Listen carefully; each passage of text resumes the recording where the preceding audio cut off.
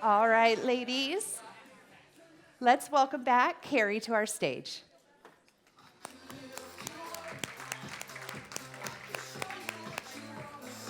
Thanks, babe. Don't come on now. All right, thank you guys for being here again. I am just overwhelmed with the wisdom that has been on our stage today. It's amazing. Thank you guys for being here. I'm really excited for our keynote today. Sara Patita is an author. She's a speaker and a consultant and an executive coach. As a consultant, Sara has worked in financial, energy sectors, as well as government institutions, developing strategic change management plans and tactics. She also developed and trained hundreds of business people on leadership principles. And she has also coached hundreds of individuals to greater performance and autonomy.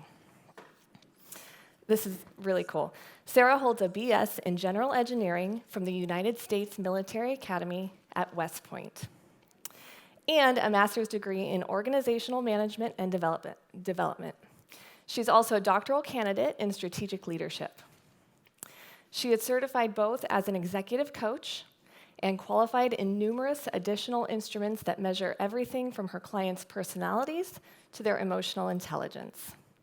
Sara is married to Reed, even though he's a Navy guy.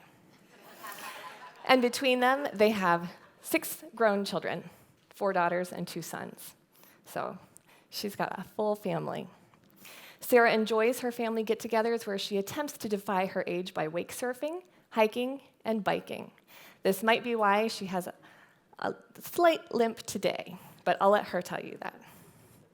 As a master storyteller in her book, West Point Woman, How Character is Created and Leadership is Learned, Sara relates her experience as one of the first women to graduate from West Point. You all received a copy of her book in your bags last night, and I am honored to welcome Sara Patita to our stage.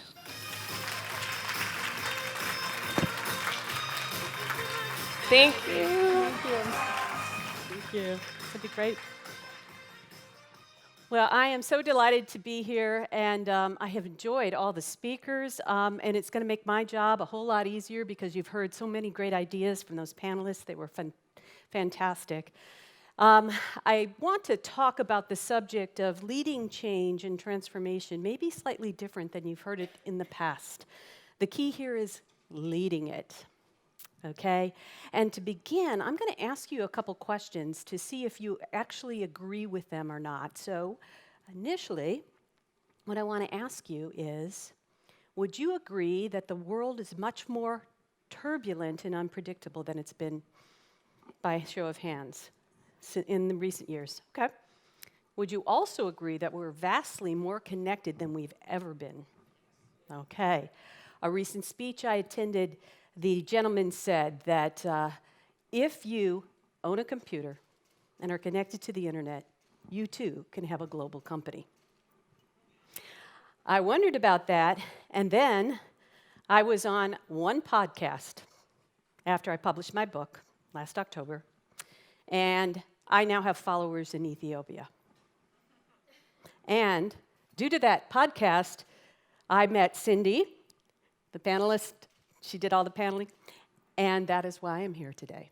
So perhaps there is a point to that. Another thing you should also notice is that the pace of change is increasing every moment, whether we want it or not, right? Okay, so when we talk about your industry, I picked a really calm, nice picture, and those colors nice. They go with your theme. I couldn't believe it, this is pretty good. But really, and you've been talking about so many of the things that I was intending to talk about, so I won't spend the next time on this next slide, but you have lots of trends and disruptive technologies that can impact you, correct? So, we have the operators. I've learned these new terms, residents and owners and third-party managers, and how they all work together is changing.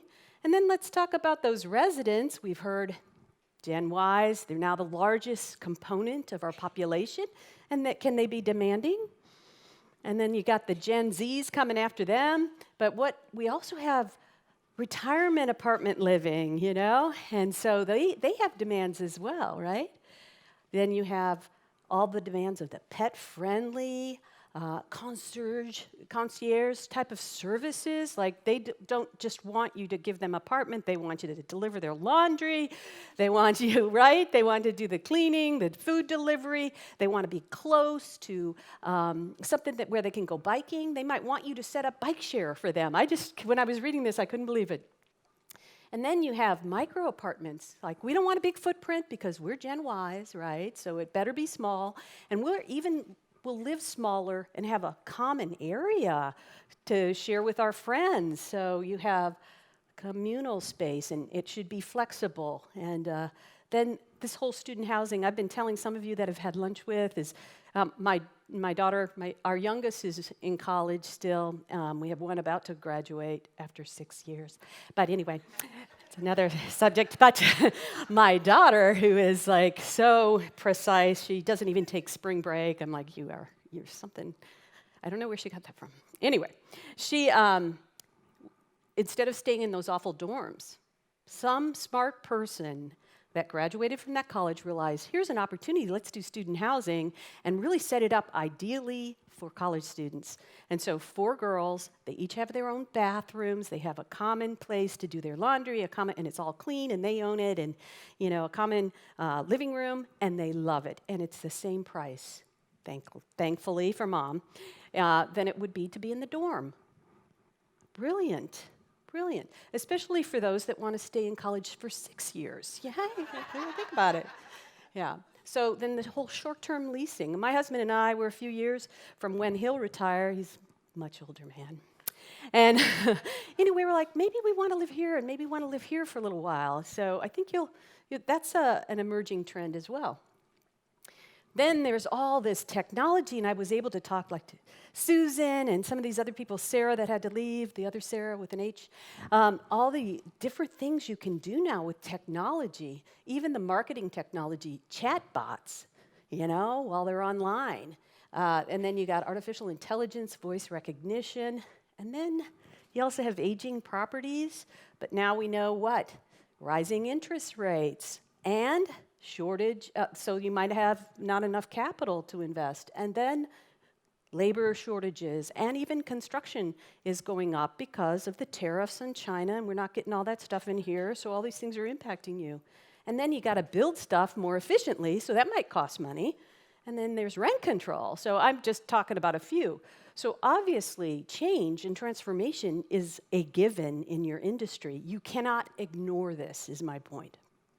So that makes that slide look a little more busy, doesn't it? Not as tranquil, right? So I feel your pain. But have you ever noticed when we talk about change that we tend to use rational thinking to solve our problems when we're competing in a more and more irrational world? You may still be questioning this, but let me give you more examples as we unfold this. Well, I knew I was going to be talking to a very smart crowd, so I wanted to show by show of hands, are these 2 lines the same length? Yes, because we've seen it before, right? Well, I cheated.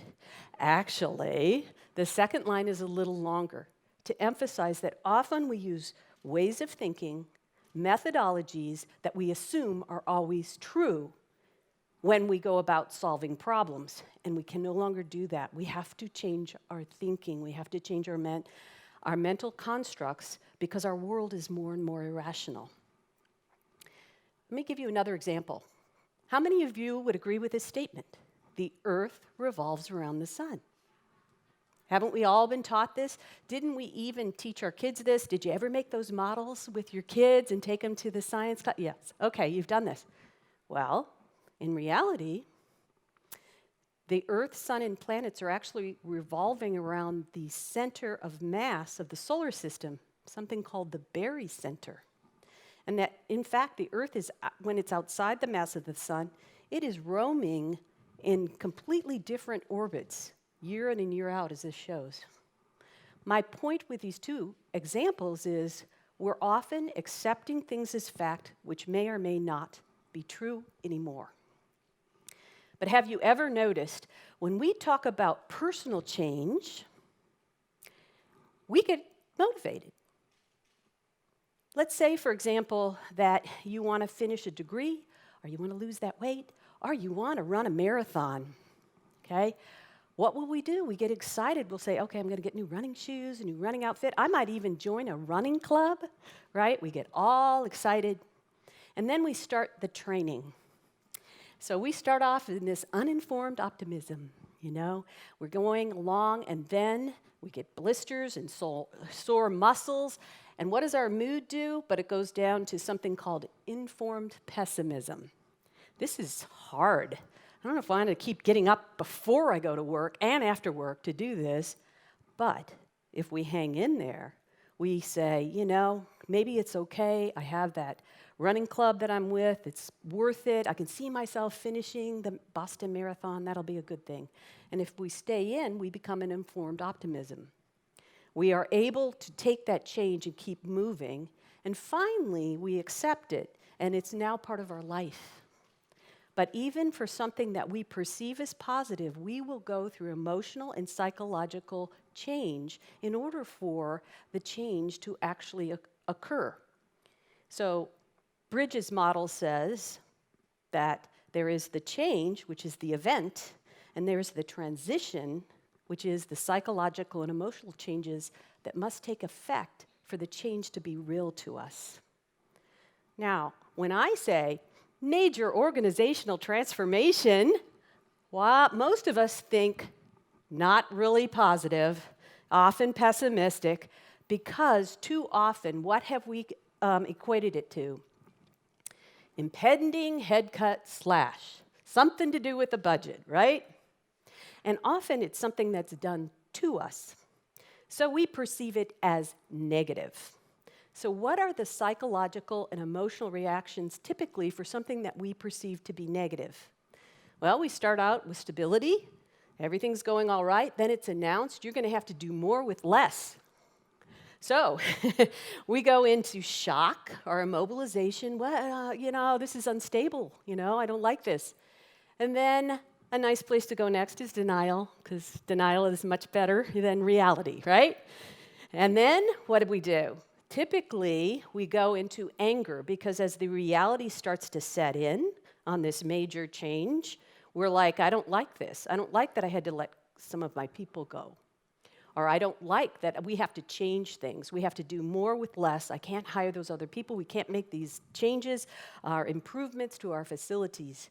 So we get angry, and we put it out even in our words or actions. There's lots of ways that change comes out in us and anger comes out in us as a result of change. Most of us after that will go through something like a bargaining time. Well, okay, it's not that great, but, surely nothing's going to happen to my job, nothing's going to change in my job, or I can take these changes in stride. And then it becomes so real, so painful, maybe one of your favorite employees you have to let go. There's just no other way. And often you'll go into depression. You're down, really down. And most of us in this time are really trying to get our footing again. It's like being in rapids. We just can't get our footing. But we will begin to test alternatives. How do I incorporate this reality into my life? How do I make sense of it? We begin to test different options. Well, maybe I'll be able to hire him back or hire her back. Or maybe this other person can grow now because we have to do more with fewer people. And eventually, we begin to accept the change, and we're back up. But I call this the emotional roller coaster. Anybody been on it? Okay. Now, you are leaders. I've heard your stories. I'm so impressed with this group of women. But here's the deal with leaders.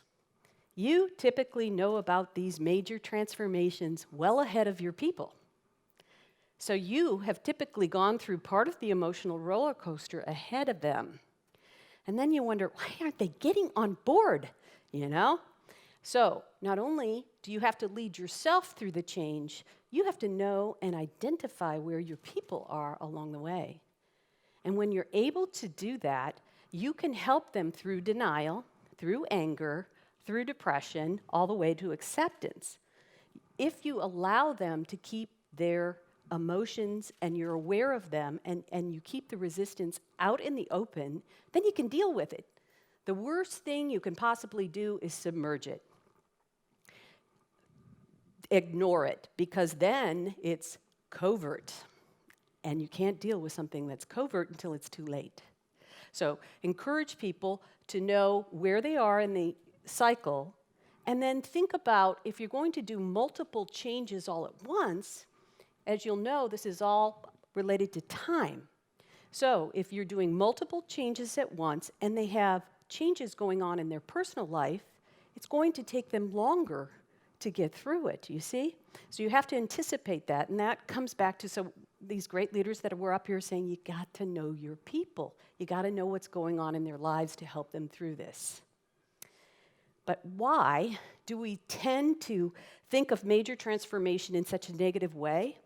Well, I've worked in a lot of companies in my years in corporate America after my military service, and this is what I've found. Maybe this relates to your organization, but maybe it doesn't. But I've found that leaders tend to wait too long to make the change, and then they focus on the short-term results because they really want to get back to doing business as usual. So they take this superficial approach to the change. They don't really lead the change fully into realization, which is when you no longer have to look over the employee to see that those behavior changes have occurred. That's when you've really completed the change. Let me give you an example.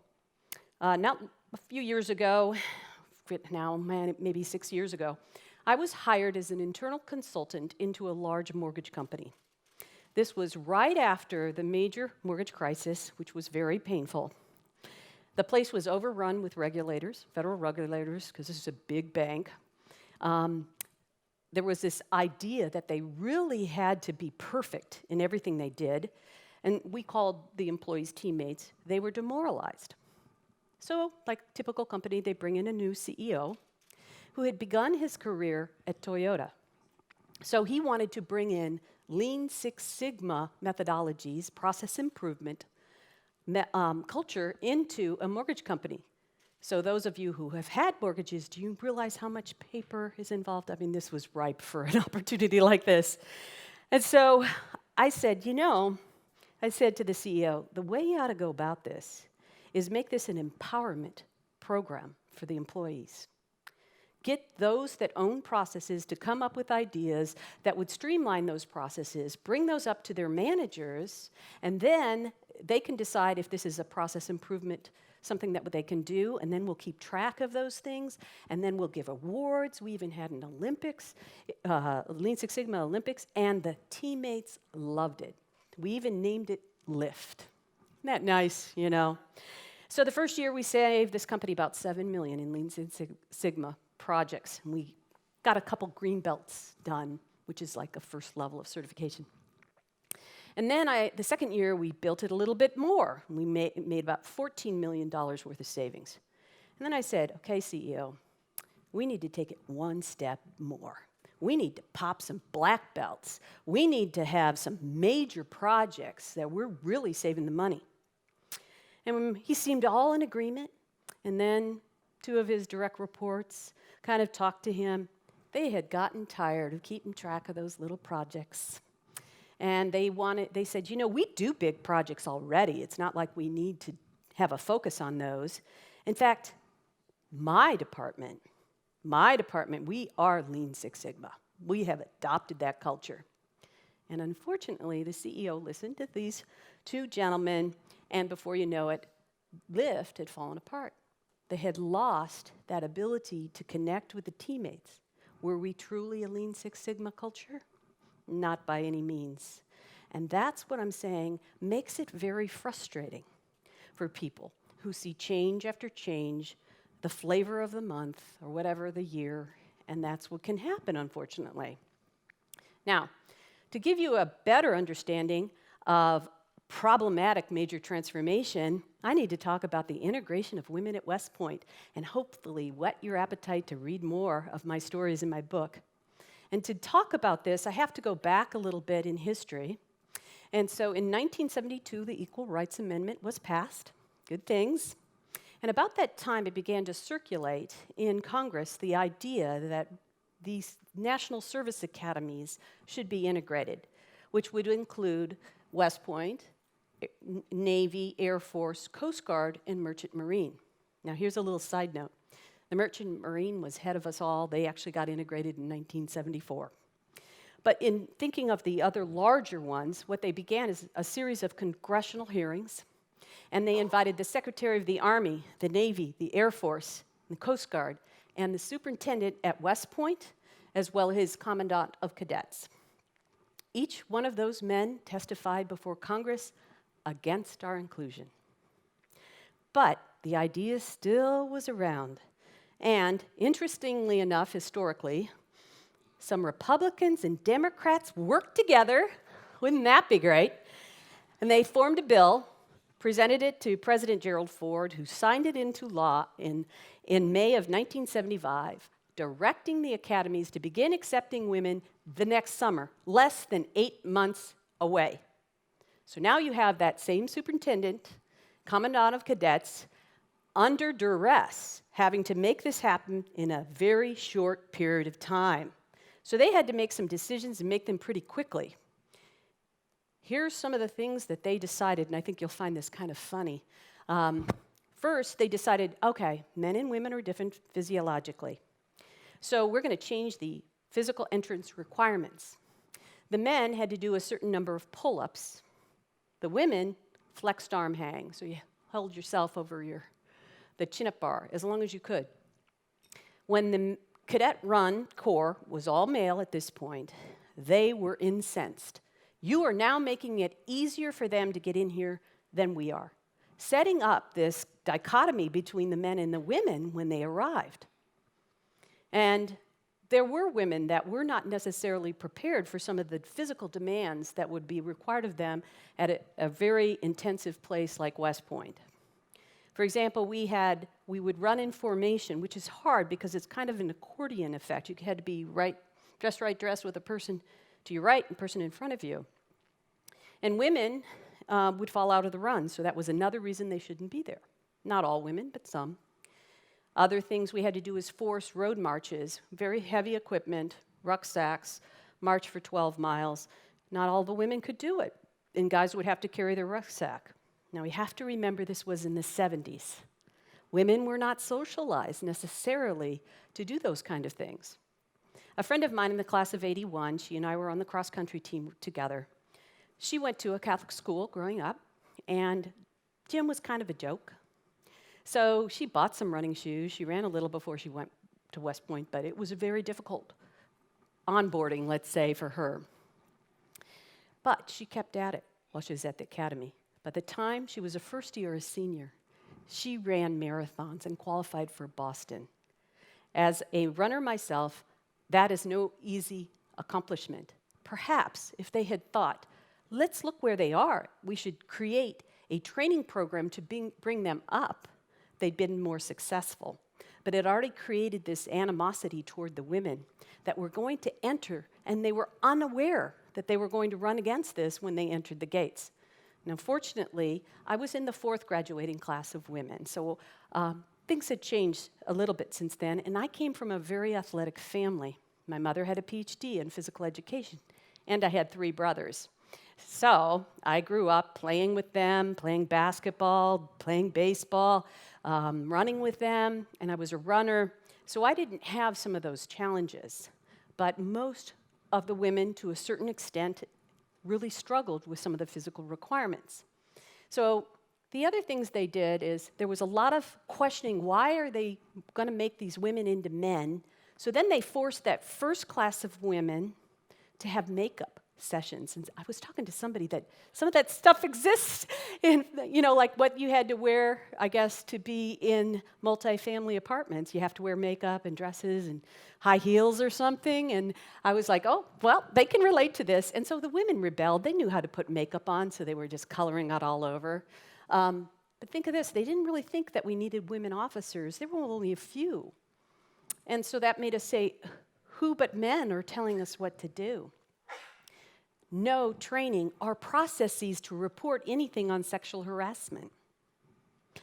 And male and females were definitely put at odds, but then they didn't anticipate the natural romantic relationships that are going to happen when kids are in college, right? And attrition rates for women were 50% for the first 10 years.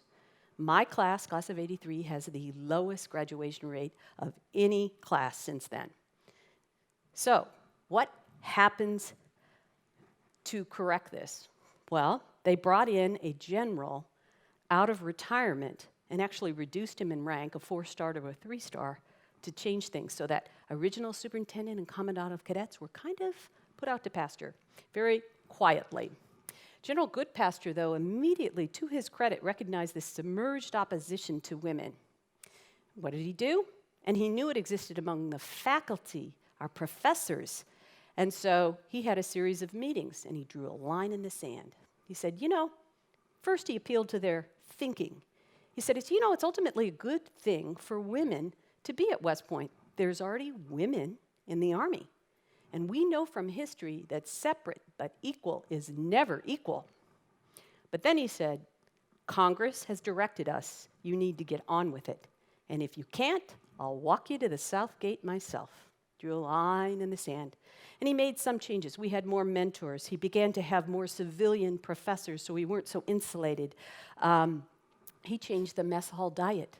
Ladies, it was 5,000 to 6,000 calories a day. It was incredible. Every Friday night, a steak this big. It was insane. So women would put on weight. And then they made female cadet jokes. It was terrible. So we introduced diet tables. And of course, being a runner, I was on them already. So some would say he didn't do enough, but he began the process. So how do women, in that scenario where they're marginalized, disrespected, there's this anger, how did they respond? Well, they got angry. In fact, I have classmates that are still angry. Some of them got depressed. Some overate, some underate because of the pressure to be part of it. Overexercised, that was probably my doing. I started as a mile runner. I ended up as a marathoner, so that kind of tells you I just kept running. Dissociation. I'm just not connecting here. I'm not going to make friends with any of these guys. Most of us had to work harder to be accepted. And we found our own mentors and advocates, and there were some good people, and I'll talk about that in my story. Mostly we redefined ourselves and discovered how humor could help you because you could be in some very compromising positions as a woman, let me just tell you. And we grew in ways we never thought possible. And I just want to point out here, this is actually my Beast squad. It was a Beast platoon, so Beast is basic training, so that gives you, it was a very nice place, right? So, but I do want to point out a couple people on this. So I'm over here. We had lovely haircuts. We only had barbers. So that's me right there. I guess I should point to that. Let's see. Okay, how did that happen? Okay, I guess I pointed to the wrong thing. There I am. Lovely haircut. This is my roommates. I lost all my roommates. These two actually, my first roommate left, and these two actually didn't graduate, but they're no slackers by any means. This woman right here has a PhD in chemistry and runs the water reclamation whole process for Greater Chicago, and has about 250 engineers working for her, which I thought was pretty cool. And then Tracy right here, she's in a very top billing CPA firm in Boston. And this gentleman actually lives here in Phoenix, and we're going to meet and have dinner together. I haven't seen him in many, many years. This man right here endorsed my book. He's a major general now. So anyway, it kind of tells you where what a difference some years make. Now, I wanted to tell you about one example that I do talk about in my book that I think is a great parallel to when you will have to adapt to major change, maybe personally or in your organizations. So to do this, let me describe what a plebe or a fourth classman or a freshman has to go through. So we have physical education classes that if you fail, you are gone. So the stakes are pretty high. And this one's called plebe swimming. So don't think of this as a nice swimming class. This is survival swimming, all right? Painting the picture here. And one of the events was very challenging to me. It was called the 50-meter indoor bob and travel. So how this would work is you would come out in a very ugly swimming suit, gray and black, and the guys were in their little ones, and they would have a series of fatigues, which is the precursor to battle dress uniform, all green, men's fatigues, hanging over on the side. You'd go and get them, put them on. They'd have men's combat boots that, of course, I would lace up. Then we would put on a rucksack filled with 40 pounds of bricks. The idea was you would get to the end of the pool, and you would jump in with your rucksack, push off, take a breath, move forward with your arms, bob and travel for 50 meters. Now, to further set this idea, you do need to understand that the Department of Physical Education instructors were not known for their empathy, okay? They were yelling at us continually. And if someone struggled in the water, they didn't immediately take you out. Of course not, no. You could get some water in your lungs, and then they might take you out. So what do you think happens? And I'm 5'2", and I was 100 pounds at the time. What do you think happens when a 5'2", 100-pound woman jumps in with 40 pounds of bricks on her back into a 50-meter pool? Boom, I'm on my back, yes. And I'm like, oh my gosh, I'm struggling out. But fortunately, my mother had taught me survival swimming, and so I did know to get out. Now, my friend Kathy that I showed you, she didn't get out. And I wrote my book. She gets a hold of me. She goes, oh my gosh, I almost forgot about that horrible thing. They pulled her out. They had to resuscitate her. And then she ran to class, because you cannot be late for class at West Point to advanced calculus, because she is a brainiac.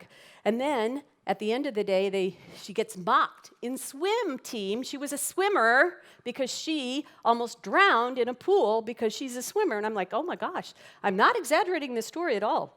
So anyway, I look at this, I go, I'm going to have to do something different here. And so the second attempt, I jump in the pool, I get to the bottom, I push off with everything I can, and I barely clear the water. Get a little breath, I'm on my way down, and I realize I don't have enough oxygen to go down and get back up. So again, to struggle out of the rucksack, get out to the side of the pool while they're yelling at me. Now, out of the corner of my eye, I kind of see my male counterparts, and they're just bobbing and traveling, They're doing all that because 40 pounds of bricks for them was maybe a fourth or a fifth of their weight. That's a little different for me. But I'm not going to get out of this, so what am I going to do differently? Well, I'd gained enough confidence, we talked about confidence earlier, that I knew I wasn't going to die, which is a good idea, so I'm, okay, I'm not going to die, okay. So I jump in, I get it to the bottom of the pool, I push off with everything, and I get a breath. And on the way down, I realize I haven't made any really progress this way. And 50 meters is 150 feet, ladies. That's a really long way. So I was like, on the way down, I realized, you know what? I'll make more time if I walk on the bottom for 3 steps, push off, and then do the bob and travel. And that is how I completed the 50-meter indoor bob and travel. Now, I say that not because I was a superwoman. I had actually failed twice before I began to figure it out. And that is exactly what you have to do when you're faced with a major transformation that you do not feel ready for. You can find within yourself different things that will help you figure out what it is. And you can't get discouraged when you're failing on your way to success. And that's what I want you to remember. And this is just a microcosm of some of the things I learned at West Point. But let's ask some questions of you. If you're forced to change abruptly, how do you typically respond? Do you get angry? Do you go into denial? Those are natural responses. What if you're not given the equipment or training to make that change? Is that really frustrating? How about coping with the numerous pressures of a lot of change all at once? Here's what we know from research, that your ability to overcome major change and major transformation is related to your resilient skill sets and your coping skills, which can be taught, but perhaps they're also learned the more you do them. So I want to encourage you that those are going to be things that you're actually going to experience, but you can also learn from each opportunity you have to change. Which brings me to talking about where we are right now in our world. And as I mentioned, I'm married to Reed. He was a Navy aviator, and now he is a pilot for a major airline. And so he deals with turbulence all the time. That's part and parcel of their job. But I thought when he explained it to me, it's a very good analogy for what you're facing at multifamily leadership in terms of what's facing you when you go back to your various organizations. But really what is turbulence, and speaking from a pilot's perspective, is it's when different air masses collide, and they might be different in temperature and density, and they hit that airplane, which will affect its altitude and its attitude. Right? And so how do they cope with it? Now, they do have sensing information that'll give them when turbulence is going to be there, but oftentimes it can come on them very quickly. It might be when they're landing and they're between mountains are around them. It can just occur because of turbulence created by airplanes that are in their area. It's a variety of different things. And so they have to be able to respond. Now, most of you have probably experienced some turbulence when you fly. Maybe it's light, it's just a 1 meter up and down, or it could be more moderate, which could be a change if we're talking about your organizations that might be more significant. And that's where, you know, if you weren't in the airplane, if you had a Coke or something, it would probably spill. But what you got to be really afraid of is that severe 30 meters up and down, because if you're not buckled into the airplane, you're going to get hurt. And the airplane is probably going to be damaged. So what do pilots do? Well, they have a really interesting way of dealing with this. They emphasize being situationally aware. Initially, they have to be completely aware where they are in space at that very moment, and they also have to think where they're going to be while going 500 to 600 miles per hour. So that if they don't know where they are, they can't predict where they're going to be.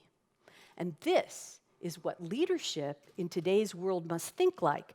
They have to be completely aware of where they are now, and they have to predict where they're going to be in the future very quickly, all while doing and managing everything else that's going on. So I like what organizational theorist named Eddie Abeng, you can look him up, he came up with this slide that kind of talks about our world currently. As you can see, the red line is the amount of change that we are experiencing. And what he basically says in his writings is that we've doubled our population in the last 40 years. With the rise of the internet, the amount of change has gone up significantly. So where we are currently is total turbulence. We live in turbulence, that major turbulence. However, our ability to learn has remained flat. And he says that this happened when our ability to learn was overtaken by the amount of change 15 years ago at midnight. And the reason he says that is because we are so far behind. So, why is learning flat? Here's what we typically find in a lot of organizations, at least the ones I've worked in. Have you ever tried to change something in an organization? Have you brought something to your supervisors or leaders? Or have you ever been told, well, let's consider this after this month's numbers come in? Or perhaps, I need to run it up the flagpole, or, that's going to cause us to, we don't really have it in the budget, and I've got to get it approved by other departments. Or we look at the people that have attempted a major change and failed. How were they treated? Were they fired? Were they demoted? Rarely were they honored for trying or attempting. So the message often you find in organizations is, don't try to change anything. It's too risky. So our learning remains flat. So what is the antidote to that? Well, we tend to rely on two different types of change methodologies. We rely on a hard where we say, okay, these two departments aren't working well together, so let's create a new one between them, and obviously that'll create more efficiencies. Have you ever seen that? Or we say, oh, just new technology. New technology, we just need a new software system that's going to fix all our problems, and then it's going to be good. Or we say, on the other hand, soft kind of things like, they just need more training and communication and teamwork. Let's go have a team building exercise. Now, this is what we found. The problem with either type of approach is there is no one-size-fits-all approach anymore because of the complexity we currently live in and the amount of change that is hitting us. Therefore, the best of the best companies learn how to simplify solutions that empower the employees to own them. That is a different way of thinking. And they make decisions on what customers want in the future. As an example, IKEA, how many shop there? I think we had a thing last night that was pretty entertaining about that with the improv. Did you know that 30% of their profit year in and year out is made from new products? Think about that. You know how they do that? Because they have adopted design thinking. So one of my daughters is a artist. And so when she was going through art school, it was painful. It was very painful. Because typically they would start on some drawing and it was never good enough, and they'd throw it and they would put it up again, and they would throw it and put it up again, and then she'd start painting, and paintings would, I never knew paintings could be that thick with oil. And they would just start over and start over. How does IKEA do this? Obviously, they throw up a bunch of ideas on the wall, and not a lot of them are going to make it to a product, right? And they're okay with that.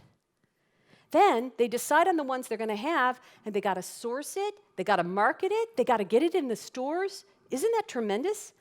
How do they do that without a fully engaged workforce? That is design thinking, which is different than looking back and trying to correct problems in the past with solutions that we don't think really work or make things more complex than looking toward the future and designing future solutions. See the difference? I wanted to give one more example of that mortgage company because I learned so much there. Was why transformations fail.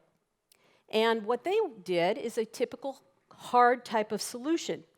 Their legacy system for their loan origination process, which is when you decide to get a loan till it's actually fulfilled, was very old and needed to be upgraded. However, the way the bank was built, the approval process to get the money, to then go get the RFP, get it approved, find the vendor, get all that, took a lot longer than they expected.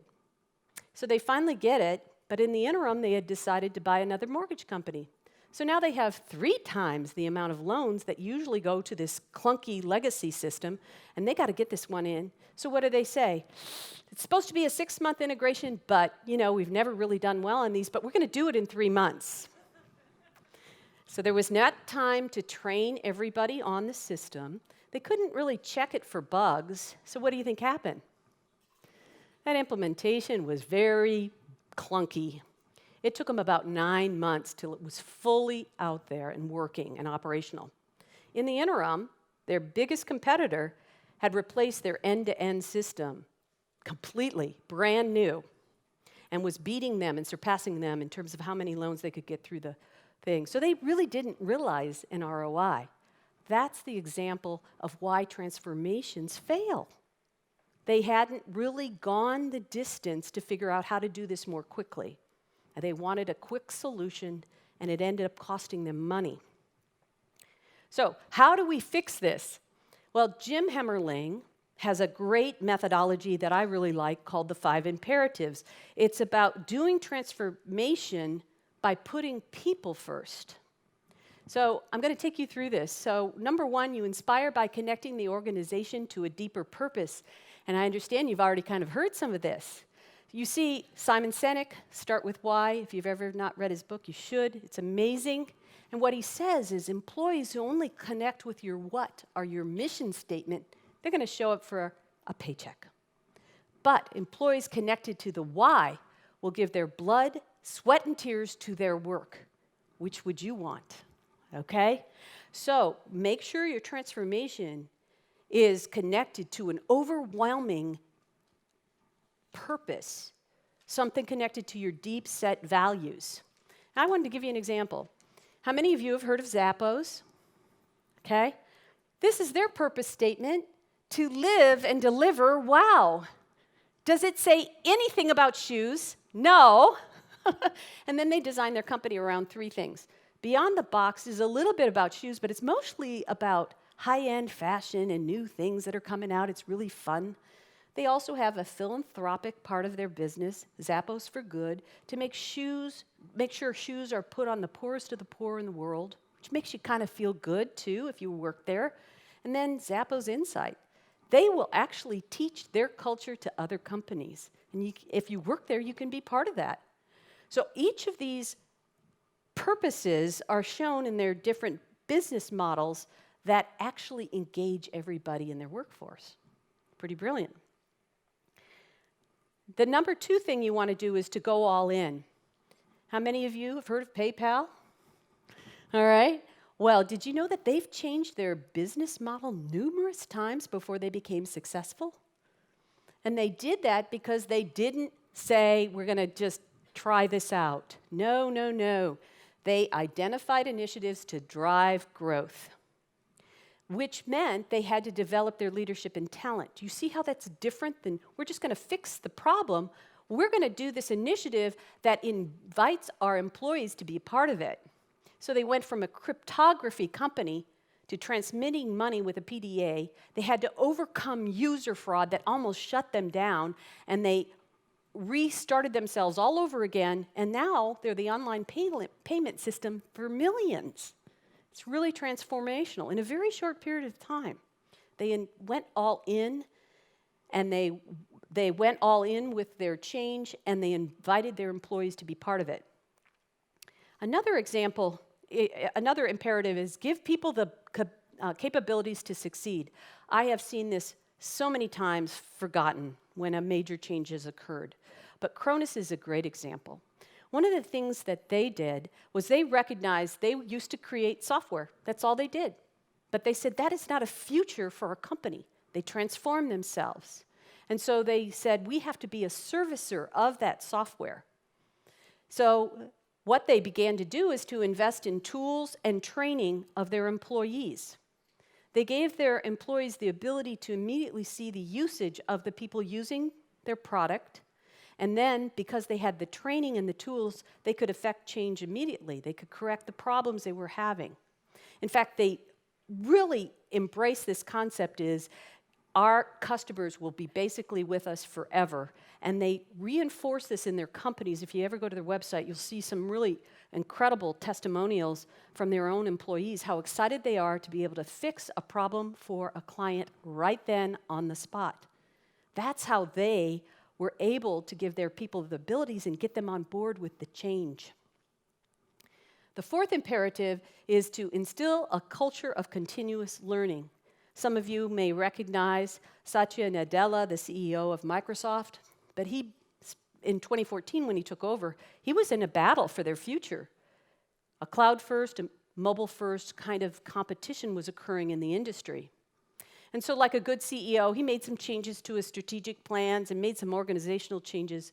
But just like General Goodpaster, he realized the bigger thing he had to do was attack their culture. Up to that point, it was a very siloed organization, a lot of infighting. And when you were promoted there, the way you were promoted is you showed up to a meeting and you were the smartest in the room. And that's how you found your way. And he says, that is not going to happen anymore. We can't survive that way. So leadership is going to be done differently here. That's not what I want from you. I want my leaders telling me all the ideas that they got from their employees that percolate up to me so we can fix this. So he began to build this culture of continuous learning. The last thing is the leadership of a company must be both directive and inclusive. And we've heard all about a lot of that today. But what I mean by this is, for any major change, you have to have a vision, you have to have metrics, you have to see and determine if you're getting any closer to your objectives, and you have to communicate that to people. But at the same time, you have to be open to debate and feedback, to include all those great ideas that are in the organization. Because as you're solving problems that are future-oriented, you need to hear from all the incredible abilities that you have existing on your teams. So you have to ask questions like, what are you seeing that I am missing? And you have to give credit to subordinates who come up with unique ideas and then implement them. This is how you bring the team along. And we've heard over and over this week is tapping into diversity in organization obviously leads to greater profitability, greater innovation, return on equity, and on and on. But if you're not utilizing everybody, if it's a top-down change, you're never going to get that benefit. So I wanted to give an example of an direct and inclusive leader by going back to my alma mater. So this is Coach Monken, and he is the Army football coach. What you may not know, in recent history, our team has been very beleaguered. I hate to say this, but for 14 years straight, we lost to our arch rival, the Naval Academy. And if you're a West Pointer, that is painful. It is so painful. He took over the Army football team when they had a 2-10 record. And in the ensuing 3 years, he's brought them to 27 wins and entrance into 3 bowl games, which has never happened in the history of the football team at West Point. So, pretty amazing accomplishment. But do you know what he did? He attacked the culture. But just like a pilot, he knew what he had to work with. Now, these men are very bright people, or they wouldn't get into the academy. They're probably never going to be selected for the NFL. So they're not the tallest, not the biggest, and not the fastest. Yet they're competing against other college teams that may have that. So he instructed them to have a never say die attitude. Whenever they went to practice, they put everything on the field, right? When they did every game, the same thing. And they knew that they weren't the biggest, but they could work harder, they could get physically stronger, they could do things within their control. So we took a kind of a motley crew and transformed their thinking, which is really incredible when you're demoralized and you can change someone's thinking, right? And what I really like about him, whenever he's interviewed, he always gives credit to those teammates that have done so much, his players, but he also gives credit to his staff. In fact, his defensive coordinator, Jay Bateman, is really where he praises him because his stratagems have been really good against Navy and Air Force. So that's what I mean by a directive and inclusive leadership. He is both directive, he's very targeted in what he wants to get done, but he has brought those young men to a certain level of thinking that didn't exist for years on the team. And he brings everybody's skills to bear, and he gives them credit. So, what have we learned, hopefully, today, is that all change involves emotional and psychological changes in you to be effective. You really have to keep resistance out there, or it becomes submerged, and it's much harder to deal with. But you have to recognize as leaders, you have to lead yourself through the change first before you can lead anybody else. The speed of change is relentless, so our capacity to learn must increase. And you have to avoid all the pitfalls I mentioned, like waiting too long to begin a change, or not going all in with it. So you have to put people first when you change. You have to adopt a directive but inclusive leadership style that gives them the capabilities, all your people the capabilities so they can be successful. And then you have to give credit back to those same people that make it possible. And if you do that, you can lead change in each of your organizations. Thank you so much.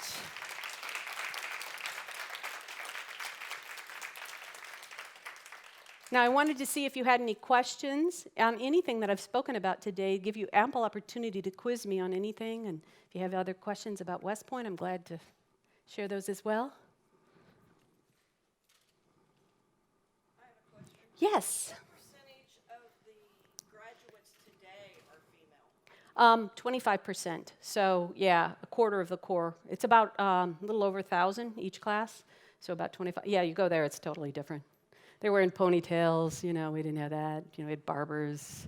Yeah, but they're very sharp. They're very sharp. And one of the most wonderful things is to be talking to some of the women cadets now and just see how the place has changed, but it's much more leadership focused. I've gotten to know a woman. I put out on the West Point Women's Facebook page that I was publishing a book, and she immediately responded, and she says, I want to interview you. I'm working on my dissertation. So I thought she was a PhD student. Still, we started talking, just to see how they've advanced. They can have, I had to be an engineer, whether I wanted it or not, and they have something like 40 different degrees they can get now, undergraduate degrees, and hers was international relations. And what she wanted to do, she had spent a year, her summer, you always have a summer detail, but she spent it in Kazakhstan, where they're integrating the women into that military. She says, I observed that, I wrote about it, but I want to compare it to the integration of women at West Point, and then I want to use it as the basis for my Rhodes Scholarship application. So I'm like, oh, you're going to be president someday, so I'm helping you, And I did. I mean, it was interesting. I connected her with people, and I've stayed in contact with her, and went to visit her just before the holidays because I was up in that area. And she spent all this time with me, and I'm like, okay, so you're just taking your finals now? And he goes, yeah. She says, you can actually now stay long as you want. You can take the last possible final so you have more time to study. And I'm like, wow, they didn't do that when I was here. Ooh, And so I said, so what is it in? After she spent 2 hours with me, nuclear engineering. And I'm like, oh, I feel so bad. I've been taking you from your studies. Are you worried about it? Well, of all the classes I've ever had, this is the one I'm worried about. I'm like, oh, you're just so gracious. So I had to ask her after the holidays, how did you do on that exam? I feel bad. You were spending all that time. Well, ma'am, they always call you ma'am. And she said, I went in with a B, came out with an A-. I'm like, all right. So she did. But it's really, truly amazing how much they focus on leadership. We had to sit at tables and eat like this and march. And I mean, they still do, drill and ceremony, but it's not the Mickey Mouse things they do when I was there. They just get so much exposure. And it's harder. In many ways, it's harder because that's a test of leadership. How are you going to handle this, Any other questions? Yes? I met a young girl recently at our city council meeting who wants to go to West Point. Any advice that I can pass on? Have her contact me. I just was working with a young woman that was comparing things and put her in. I think she should talk to somebody like myself, read my book, but also I'll put her in contact with the women at West Point currently, because then they get the real taste of it. And I have to say, I just got an email last week from she's just so bright. This girl is going places, and she really wanted to make a good decision. And then she wrote me, after reading my book, that she's going to take it wherever she goes in life. She's highlighted it, and then she said, after reading your book and being exposed, she went both to the Air Force Academy and the Naval Academy in West Point. She said, I know in my heart I'm going to West Point. So I felt very good about that. So making those good choices. Any other questions? Oh, yes.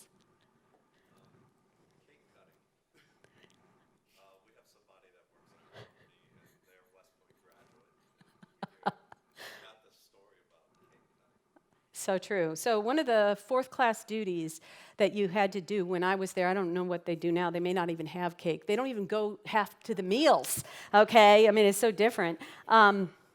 Is you had to memorize everybody's beverage preference. That was an upperclassman, as well as cut the dessert cake.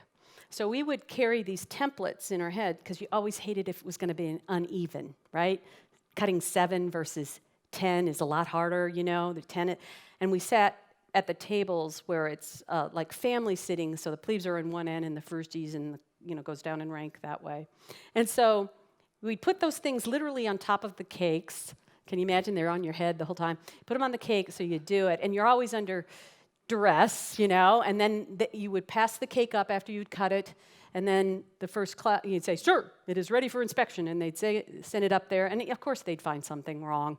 And one, so it was very stressful, and I remember there was one cadet that knew the peach cobbler was a mess. It was not going to be even, so or it was a peach pie, rather, and he went like this, and he said, sir, the dessert is peach cobbler.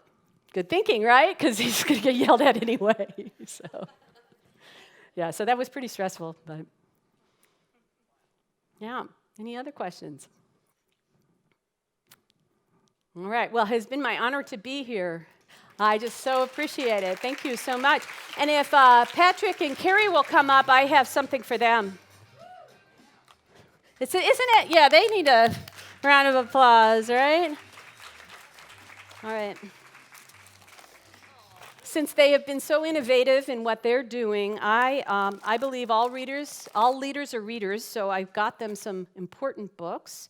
And so first for Carrie, I have a book, and there's a little story, so if you want to show everybody what the book is. Leading at a Higher Level. This is one of Ken Blanchard's. He's still around, believe it or not. Latest books, and I just think you're going to have to go at higher levels. That's what you're encouraging everybody, so it's a phenomenal book. Okay. And I recently got to meet Ken Blanchard at Leadership Louisville, and so I go up to him and have him sign my book and bought a bunch of his books.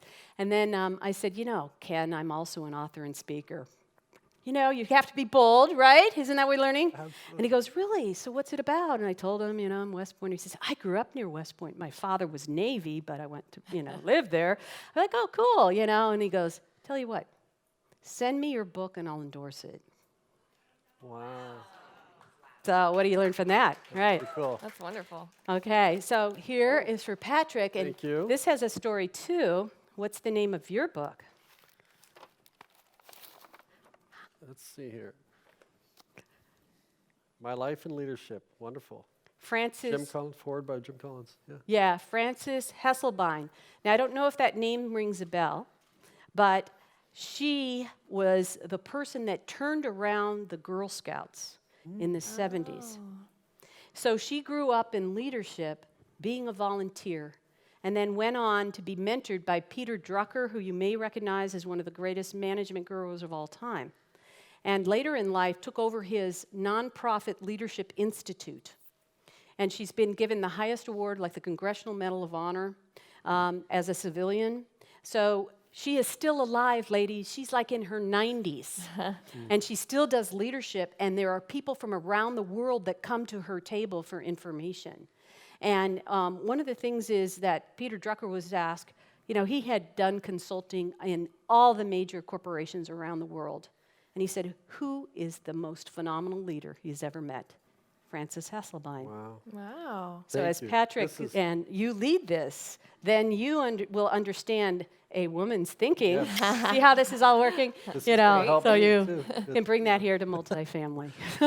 This Thank is very you so special. much. Thank you for sharing this. You're welcome. Yes. You're welcome. Wonderful. Thank you so much.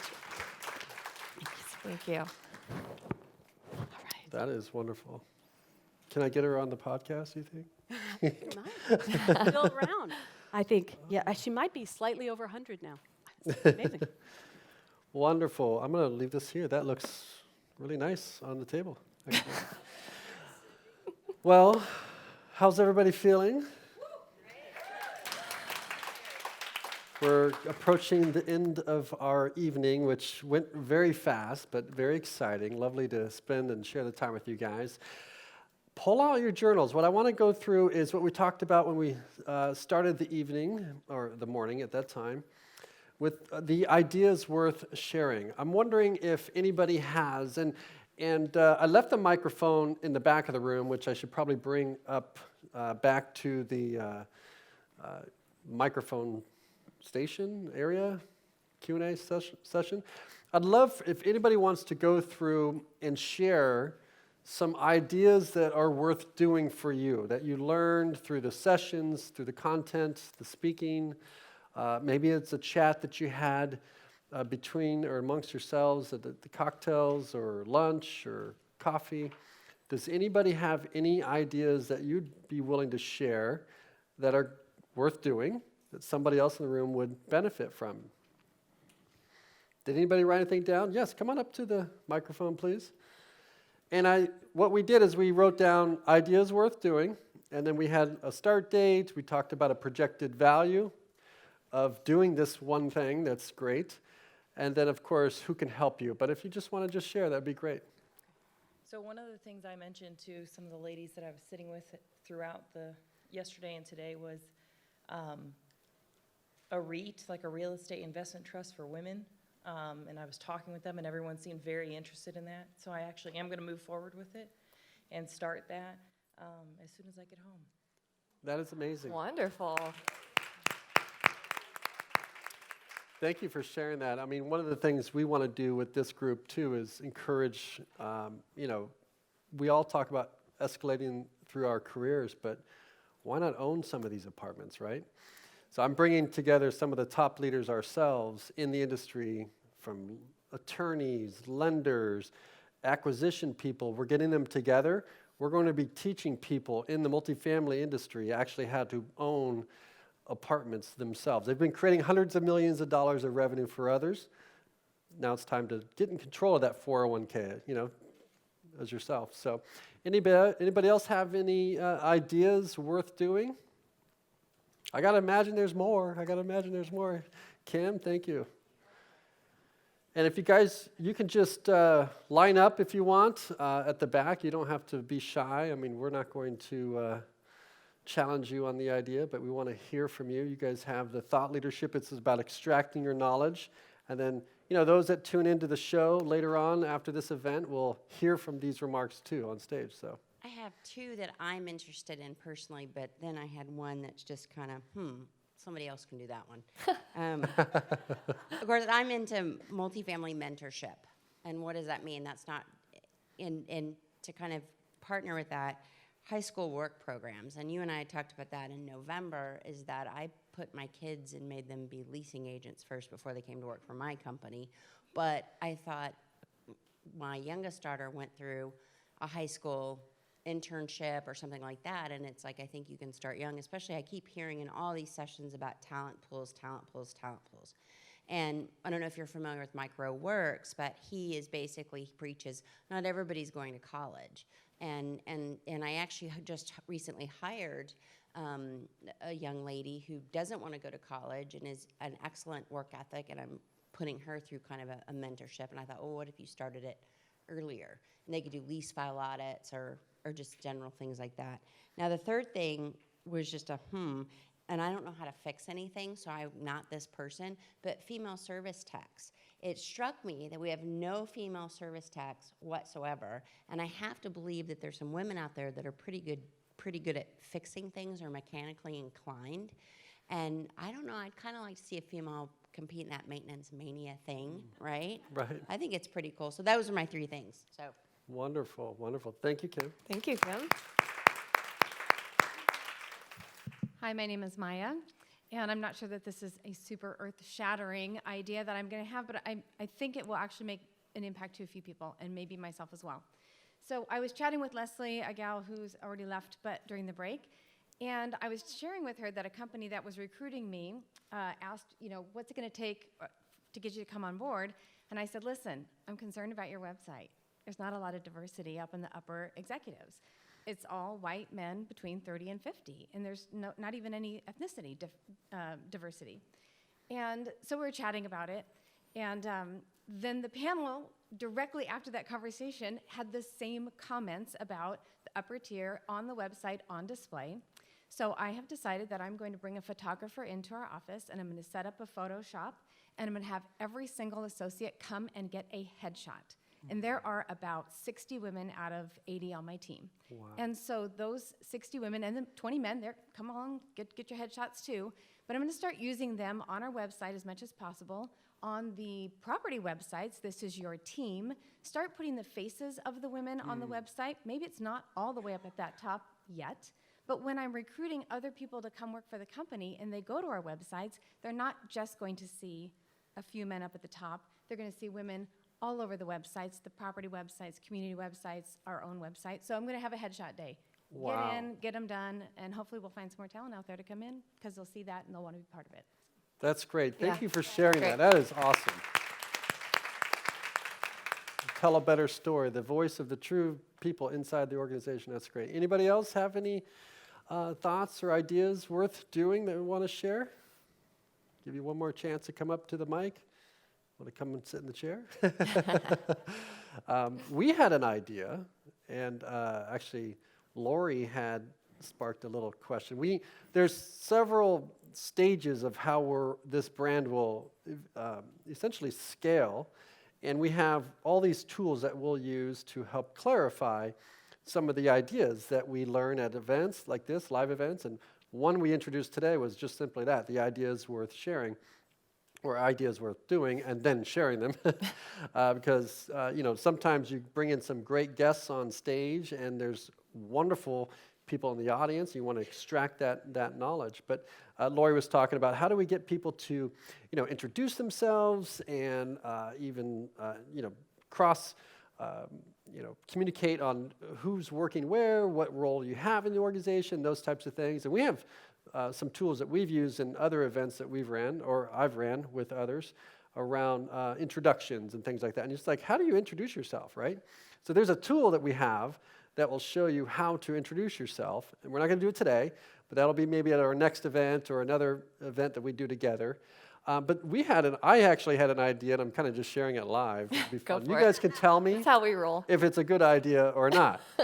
But, and actually, Drew commented about the Ellen set. Like, I was laughing because I literally sent pictures to our stage design and or production team. I'm like, look, do you guys have anything like this? And I took photos. I don't have it because my battery's dead, but of the Ellen's show. And if you Google Ellen and you look on images, you'll see a wooden table, white chairs. She's got red chairs, and we're like, wait a minute, will the white, do this or that? And Drew mentioned Ellen. What did Roosevelt say? Roosevelt did an shared something. Instagram post and mentioned Ellen. Yeah. Roosevelt was glad that nobody snuck out and scared her. Yeah. I don't know if you guys are familiar with the Ellen show. She always has someone scare her guests. And by the way, we were going to do that, Elizabeth, to you. And I thought, you know what? No. It's been going so, we're not going to, no, that's a variable we don't need right now. Anyways, so all of this together, and then I think Ellen, and if I'm correct, when she, back when she launched her show, it's like, do we need another TV show? And the internet and Netflix and all that stuff wasn't there. It was like Oprah and Dr. Phil and Ellen came on. It's like, what's this new show? And I think she was nervous or something happened on her first show. She started dancing. Mm-hmm. And that became like her thing. Yeah. And it just went crazy. And then when Heather came in, and we didn't have that plan, started dancing, and all of a sudden you guys are all on the stage. It was kind of really good energy. Music is part of what we do and how do we create experiences. Even going back to how, like, Sarah's telling stories. We remember songs, we remember lyrics, we remember movies and stories. Information is, we search it and find it, but we remember these things. So I had this idea, and because Carrie talked to me, like, hey, Lori had this great thing, and I thought, well, what if we did, next time we had intro cards, and we had everybody fill out the intro cards at the next event, and everybody had their fill, and it's kind of like I blank, my business, I do this, and it's very easy to fill out. But we did, we got all the cards after the end of the event, put them in a hat, and then we would do like a motivational introduction, and then everyone would kind of have their own like walk-up song. And everybody would see everybody walk up with their sort of speaker walk-up song, but you would all know who is who in the room. Would that be a cool idea, or is that, yeah? Well, let's try it maybe next time. We'll try it. So with that, I just want to give Carrie the opportunity to say a few things. I know you've got some stuff you want to share. Yeah, I just want to say thanks again for being here. Please join the Facebook group if you're not already a member. That's how we're going to share photos and content, and also the leadership series. You can find that on our website. Yeah, the leadership series is where we do a lot of the notifications. Oh yeah, you'll get all the notifications Yeah. when photos are ready and things like that, right? Yeah. So how do they and get then access to that? Facebook or the leadership? No, series? multifamily women. Oh, it's not on there, but multifamilywomen.com. Multifamilywomen.com. Yeah, I think there's a more tab, and it says like leadership series. You can join. It's free. It's not. And then through that, we'll do the podcasting. We'll Right. send some interviews. All of these conversations that we had on stage will be clipped up, and you'll get access to that as well. In addition, we'll have a follow-up engagement. We want it to be more than just the live event, so the Facebook groups allows us to stay engaged and stay connected. And then a quick thank you to everybody that spoke on our stage today. Felicity and Sara, thank you for your keynotes. They were wonderful. I will mention very quickly, I have read Sara's book, so I'm not going to give any spoilers away. But as we move into cocktail hour, if you wanted to ask her about the chant, I'm not using the right term, but what was it called? Her. It's not what it sounds like, but if you want to ask her about the personal poop, that might be an interesting conversation. But I'm not going to give anything away, but I would encourage you to read her book because I think I read it in one sitting, and it's amazing. I'm still processing all of the things that she experienced at West Point. But I think that's all I have. We're gonna come here. We've got our little into cocktail hearts hour. on our Oh, hands. yeah. If anybody has these, raise your hand if you've got this on your heart. Actually, on Yay. your mind. That is so cool. So was that not fun? That was amazing. Yeah. And if you saw the magazine, I'm like, oh my goodness. She drew the heart on the magazine. I asked her to sign the magazine because I think at some point I'm like, this is going to be worse. I'm not going to take credit for it, but you, I know, will be doing some great things. So again, all the sponsors, the supporting sponsors, the management companies, all you guys that support what we're doing, Melinda and Carrie, I know you guys have been instrumental beyond. I love what you guys are doing. So let's share some time together, have a beverage, and let's celebrate our success. Thank you. Thanks, everyone.